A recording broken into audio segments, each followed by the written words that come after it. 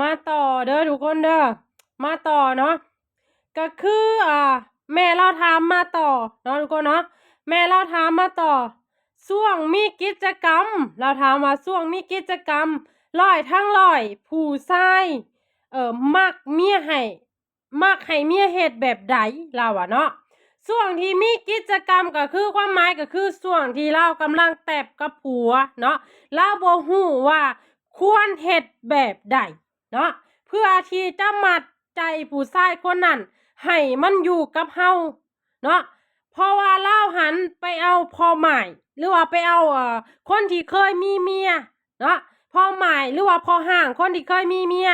แล้วเล่าอยากเฮ็ดทุกสิ่งทุกอย่างหันให้ผู้ชายคนนั้นหันลืมเมียเก่าเด้อเนาะสำหรับคนที่ว่าอยากเฮ็ดให้เขาลืมบางทีเขาอาจจะเฮ็ดบ่ได้ปานนั้นแต่ว่าเฮ็ดให้เขาบ่อยากกลับไปหันเฮ็ดได้เนาะเฮ็ดได้เด้อก็คือผู้ชายนี่นะทุกคนเนาะเขามักผู้หญิงเอาอกเอาใจมักผู้หญิงเว้าอ่อนเว้าหวาน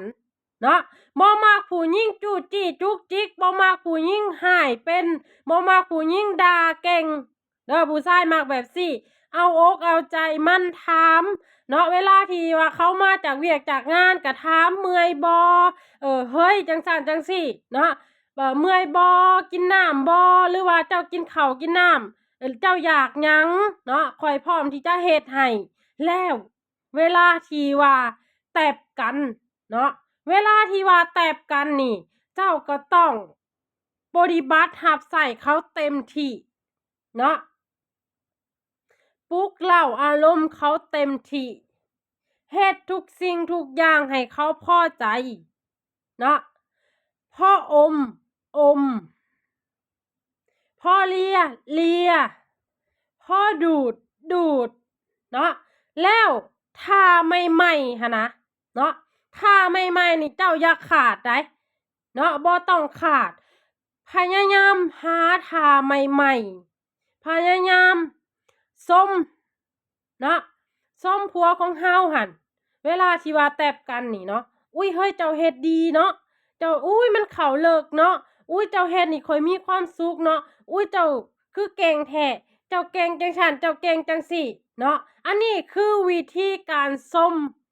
แล้วผู้ชายหั่นมันจะมีความรู้สึกว่า